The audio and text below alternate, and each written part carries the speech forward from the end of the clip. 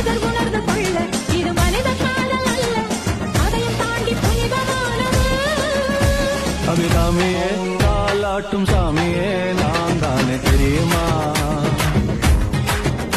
சிவகாமியே சிவனில் நீயும் பாதியே அதுவும் உனக்கு புரியுமா?